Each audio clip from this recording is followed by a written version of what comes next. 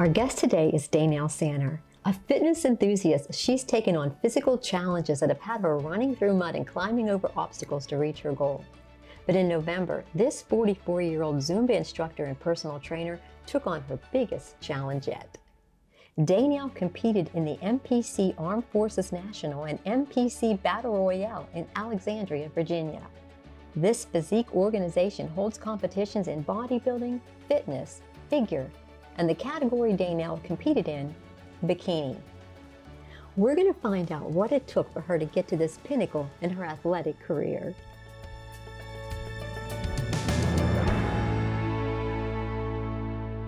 So Daynelle, how did you get into competing?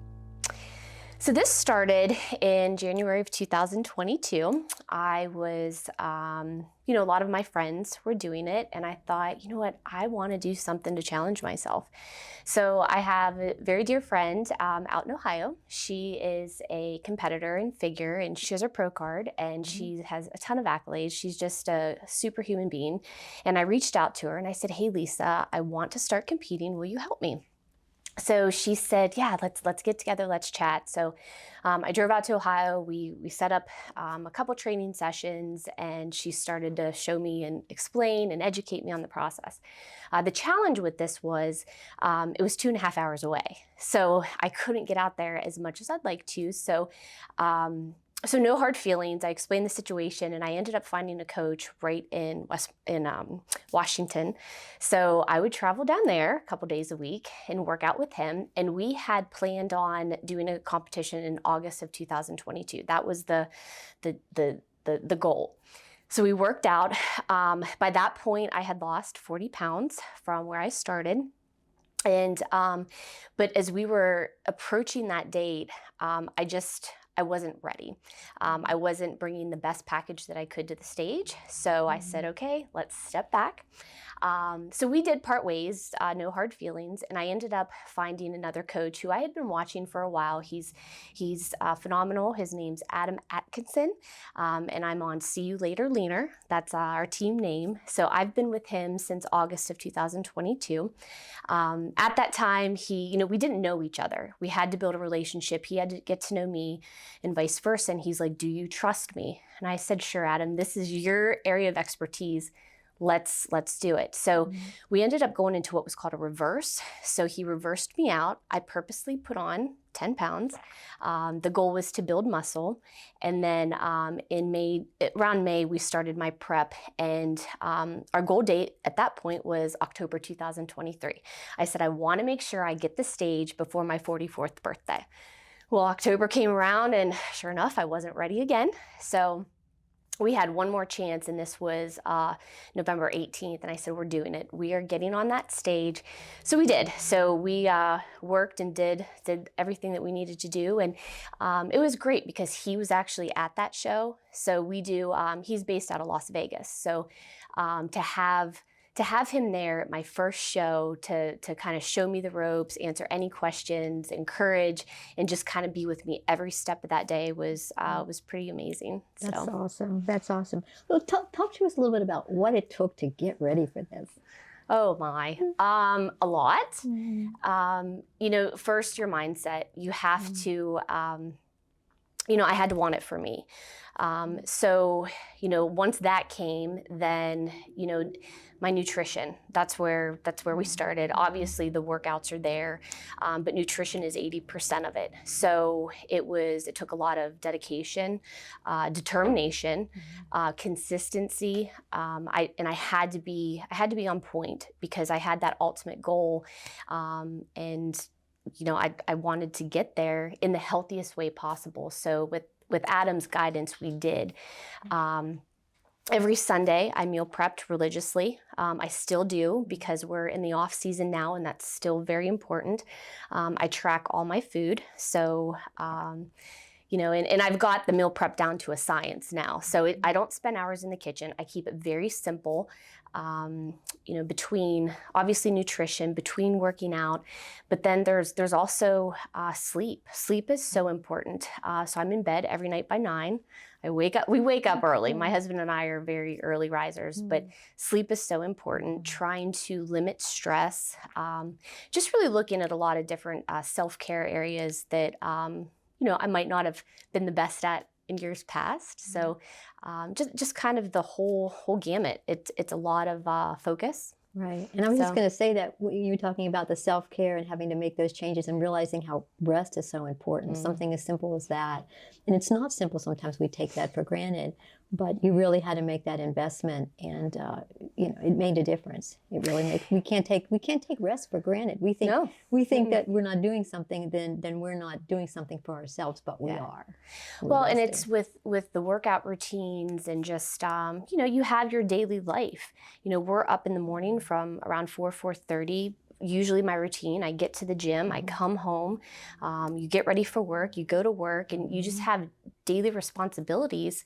So prioritizing sleep is so important. And I didn't realize how important it was during my prep season, because as we're going through it, I'm increasing cardio, my calories are decreasing. It's just, you get tired. So having that rest is so important, and how it affects just different things in your body. Our bodies are amazing. I've learned, I knew a lot about our body, but this past 2 years, it's really amazing what your body can handle, what it can adapt to, what it can overcome. So yeah, it's been a really cool learning experience. That's awesome. So you had to, on your workouts, what kind of equipment did you use to get ready for this? Do you own your own equipment? What does that look like for you? So ironically, I used to own a fitness studio, and now, so I did close that, the brick and mortar, but now I have 3 gym memberships. So depending upon my workouts. So because Adam and I do all virtual, since he's in Vegas, he sends, I count macros, so he sends our macro adjustments and then my workouts. So they come in 8-week blocks. And for bikini, there's just certain criteria that judges are looking for. So those might be the areas that we're trying to build, trying to enhance. So my workouts are based upon that. Right now is considered the off season. So I'm doing a lot of lifting, 4 days a week. My cardio is very minimal. But I do enjoy, I walk my dogs every day. So I do get... Tell us about your dogs. What are they? Oh, my dogs. I have American Bulldog and a Boxer. Okay. So we have to take them on 2-mile walks every day, or they're insane. Okay. So for me, that's an enjoyment that, and that was something that I didn't do years ago, but I've really found like that's like our time as a family. My husband and I take our dogs, we go on the trails, we hike with them. So that was something incorporated into these past 2 years that has been, now I miss it. If I'm not home in time to do it, I miss our walks. So just keeping cardio very minimal, lifting, making sure that my nutrition is on point. The idea is to build muscle, keep fat low. So when I start my prep, which will be no sooner than May, I won't have that much to lose. The idea, when you build muscle, you increase your metabolism, and it's just a great experience. I won't have to lower my food as much. So you start here. But there's so many different goals. You hit one goal, so now we're going into this next season. Yes. This is my goal. Yes. But well, going into the second season, we've already been through that first season, all that prep, and now it feels like, to me, just in hearing you speak, it's more maintenance in that sort of thing, but staying on point. Yeah, staying on point. My goal for second season is to come back with even a better package. For my first competition, and this was my first one. There are so many amazing athletes out there that I do admire. To see them coming back years after years and seeing them take different placements. This year my goal was just to get to stage. I just wanted to it was my aha moment to say, I did it. I did this. I sacrificed a lot. I did a lot, and I did this. So if I brought home any medals or anything, that was just a bonus. And from what I've read, and it's very rare to bring home something on your first competition. And I was blessed to be able to do that. I placed in my age category, and that was just like the cherry on the on it all. It was just, it's like, wow, I did that. That's awesome. You know, so I wore that medal all day. You should definitely wear that medal of pride. You definitely should do that. Yeah. And so, you know, you talked a little bit about the diet too on that. So, eating a lot of, you know, I know you ate a lot of chicken. So, kind of that piece of it too. Just that. What were the things you had to say no to that you had to say yes to? Well, I didn't have ice cream for 2 years. And that anybody that knows me, you could take all the food off of the earth and ice cream would be my go-to, my choice. And I didn't. And there were many times that I wanted to give in. And I'm like, you know what, I'm done. I'm just throwing in the towel. I'm not doing this. And I would have that support to say, no, you've come this far. Here's an apple. But looking back, it really has changed a lot. I mean, we eat so differently than what we did. As I said, I count macros, so protein is so important. And you know, years ago, I didn't eat enough protein. As women, we don't eat enough protein. So every day I make sure I have my protein. I have certain carbohydrate goals that I have to get, and healthy carbs, you know, quinoa, rice, you know, fruits and vegetables. And I do keep my fats low, so I do a lot of lean meats. And like I said, fruits and vegetables, hydration is important. So, you know, and I'm human. I do have cravings. I do, you know, now in my off season, I do splurge. When I was able to have a Blizzard for the first time, I'm like, oh my gosh, this tastes amazing. You know, obviously limiting alcohol. You know, I do have a glass of red wine here and there, but it's very little. So I try to now, it being 44, to nourish my body with foods that will fuel me. And as I research and do these things, you do find ways to eat sweets that are healthy. My go-to is yogurt, and I put a little bit of maple syrup in it, maybe just like 10 grams of syrup, and that kills that sweet tooth. So there is ways to find sweets, but only in a healthier manner. That sounds good. That sounds good. So NPC stands for National Physique Committee, and they judge on muscularity, symmetry, balance, and presentation. After all that preparation, what did it feel like to finally be standing on that stage? I almost wanted to cry because I was just so happy. You know, when you walk out, you know, of course, like the first time walking out on stage, you know, you're like, man, 2 years, you have this bikini, like, and I say this sport is not cheap, but I say it was all an investment because I was investing in my health. But, you know, for every competition you go to, you have to pay money to go to that. Every category, you have to pay money for that. My bikini, the hotel, obviously the coaches. So that part I was very confident with where Adam and we were at. I did have to hire a posing coach because there is a routine that I have to do out on stage. So, you know, her name's Carly. She's with Center Stage Posing, and she was phenomenal. And again, it was over Zoom. So I would do my, you know, entrance, exit, all my poses, and she'd critique me on them to get ready. So when I got to stage, I knew that those components were ready. You know, I wasn't nervous because I did the hard part. This was the easy part. I got up there and, you know, you have all the lights, you have the panel of judges, the audience, and you know, everybody's cheering, and it's just really, you feel the support, which is crazy because I thought, oh my gosh, I'm getting up there, you know, they're judging me, but I didn't feel like that. I felt very comfortable. So I did my routine, and the lights are on you. So really, like, unless you're looking, and I did make eye contact with the judges. It was just like I arrived. All these 2 years, like I was here, I finally made it. Because we had pushed my competition date a couple times. I'm like, man, I'm never going to make it. I'm never going to get there. No. But good. And then I was here. Exactly. And good for you for knowing ahead of time, knowing in the early days, that when you knew when you were going to be ready. No to when you weren't ready. Yes to when you were ready. So that took a lot too. Yeah. And I think from like just my knowledge of fitness and health, you know, and it's important to educate yourself. I do think that this sport gets, sometimes it gets a bad rap because people don't understand You know, when you get to stage, and that's the fun part. It's the work that goes in behind it that's the tough part. You know, just as if athletes train for football or basketball, there's a training part, and then when they get on the court, that's the fun part.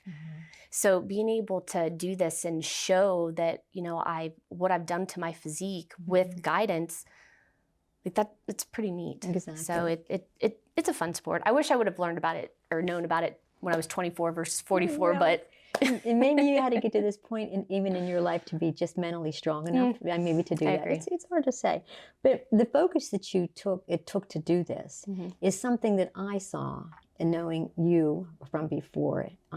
In your brick and mortar, when you had your gym, when you had your fitness studio, and that took a lot of focus. But how is this a different kind of focus? How is this different? So when you have your own business, you know, it was 24/7 for me. It was always, how can I make my studio better? What classes can I bring? What can I provide for my clients to give them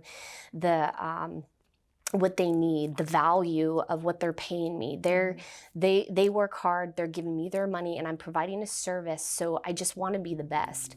So it didn't leave a ton of time for me to think about me. And, you know, it's now closing, you know, as a business owner, you have to make tough decisions. And there's not a day that goes by that I don't miss my studio. I mean, we had, it was a tribe, it was a fitness tribe, it was a great community. And I still talk to a lot of the members that were there. And somebody just texted me the other day, she's like, would you please open a studio again? And I'm like, oh, I would if I could. But so just being able to now like take that and being able to step back and say, okay, we just need to reprioritize, refocusing on let's try to get a better work-life balance. I mean, for 5 years, it was kind of a joke. I didn't sit down and have dinner with my husband because I was at the studio, which is fine. You know, that was a decision that we made together. And now sitting down for the first time after, we were just kind of like, wow, this is really weird. Yeah, I know. Here we are. Like, what do we do? Here we are. So now it's just, now I don't want to miss that. You know, if I still teach classes, I still am very involved. I have clients that I train, but I don't do it in the evening because that's my family time. Good for you. So. Good for you. And I just want to say that you're the one that made me fall in love with Zumba. When I started going to Zumba, you were the instructor way back then, and you are so good at it that you are like an elite Zumba instructor, and you just make everyone fall in love with that, and just the exercise and the camaraderie. It is a community, for sure. So, what did you learn about taking care of yourself on this journey? What kept you? How did you stay motivated? Well, again, I'm human, and there were many days that I had the favorite saying, low motivation, but high determination. You know, during my prep, when the alarm clock went off at 3:45 in the morning, and I had 60 minutes of cardio to do before I went to work, not a lot of places were open. So I would go down to, I work in Mount Pleasant, so I would park my car and I would run up one side of Main Street, and then I'd run down the other, and I would just do that for 60 minutes until you know, daylight broke and I could venture off.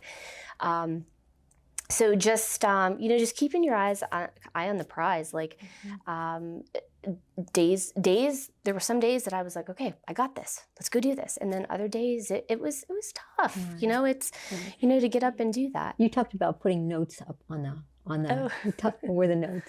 Yeah, so you know, just to stay on track, like I would print out, so November 18th, I'd print out and I'd put it on my cabinet, or I'd put it on my refrigerator. So if I thought, okay, Daynelle, I'm just gonna go eat something, I would go and I'm like, nope, you need to stick to the plan. There you go. I had some inspirational things that I had at my studio, and I would put those out around the house, like, you got this. And self-talk. It's self-talk. Yeah. I had to just stay in that mindset because, you know, this it was tough. So I had to just constantly keep myself motivated as much as I could on days that were tough. That's right. And I know that your husband was right there supporting you.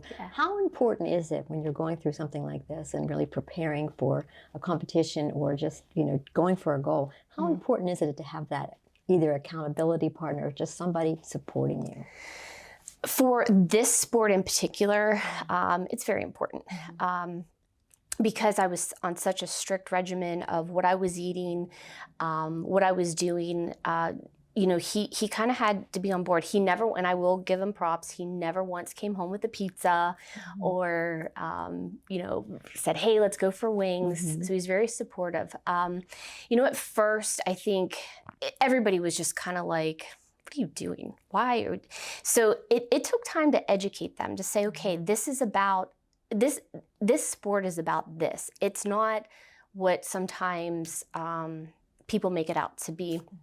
So educating them, and my parents were a perfect example. I love them dearly, but they were like, why are you doing that? You don't do that. And I'm like, no, trust me, it'll be fine. So they saw the process, they saw the work, and it was really cool. It was really special. My mom ended up doing all my bikini alterations, and that was important because it was like, okay, she's supportive of this. And then towards the last month, I mean, last month you're just like pushing because you want to be the best up on that stage. And she would send me motivational messages, just, you know, she'd send me prayers, whatever she could do. And I started calling her Coach T. You know, I'm like, hey, Coach T, thanks so much. And her name's Teresa. And so that was really important to me. And you know, my friends, they just stopped asking me to go to lunch because I'd be like, nope, we can't. You know, there was those type of things. We had a bridal shower in our family on my husband's side, and I love my family dearly. They cook amazing, but I had to take my own food. I said, please don't be offended, but I'm bringing my turkey, my zucchini, my banana, while everybody else is eating. And so making those sacrifices, social events, you know, I drink my water while everybody's out having a great time at the barbecue. That's right. Good for you. A lot of strength from the inside out, for sure. Do you have another competition coming up? So yes, right now this is considered off season. So I was off stage on November 18th. So since then we have been increasing my calories. I'm lifting in hopes to no sooner than May. I'd like to compete in a couple in the fall. So you know, I got the feedback from first season, and I saw how it was done. So okay, so now I'm just on, like, mentally I'm on a different level. So I want to be able to bring just something different in 2024. That's awesome. What advice would you have to offer a woman who's going through a fitness goal, or could use a word simply about caring about themselves just day to day?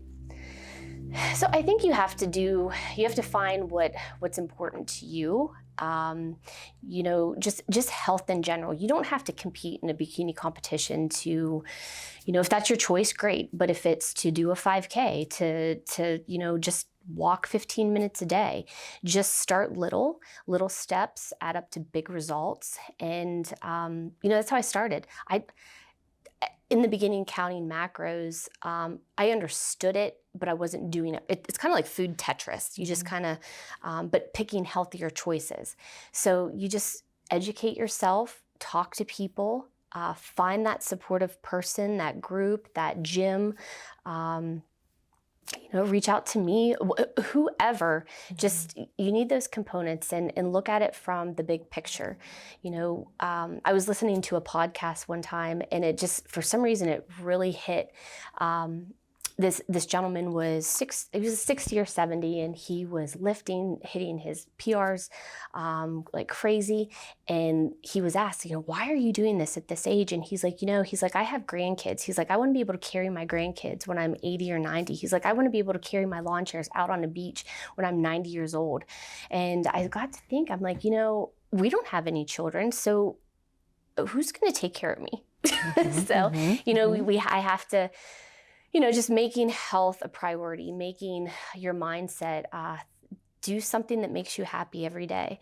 My brother he got me this sign one year for Christmas, and I have it right as I leave as I walk out to the car, and it's, do one thing that makes you happy every day. So, you know, do something that fuels your soul, something, whether it's, you know, talking to people, whether it's going to the gym, taking a walk, walking your dogs. You know, self-care is not a lot of people prioritize that, and it's something that we should for our health. Okay. Well, I'm going to end with this last question. What women or woman inspires you? So I think it's really hard to narrow it down because I try to find the best in people I meet, and usually I can pick out their characteristics, the good qualities pretty quick. So for me, I have a lot of women that inspire me. I mean, for you for example, you're a phenomenal public speaker. Like, that inspires me to be better. I want to public speak like that. I have, my mom's a crocheter. Like, she just crocheted this amazing blanket. I don't sew buttons on things. I don't, I have, just our mutual friend, Emily, she's just such a light that I don't think that girl has a bad day. I have bad days and I want to be more like Emily. So there's just, from a fitness standpoint, a lot of women on our team, they've done competitions. I mean, there's a lot of them. I don't want to say any in particular because they're all inspiring. I mean, they push themselves day in and day out to do these, and they're 5, 6, 7 years, and I'm learning so much from them. So I have a lot of people that inspire me. Well, you inspire a lot of people. We are so glad that you're here today and to be able to share your story with us. I think we're all a little bit better for having you here with us today. Well, thank you. All right. Thanks so much.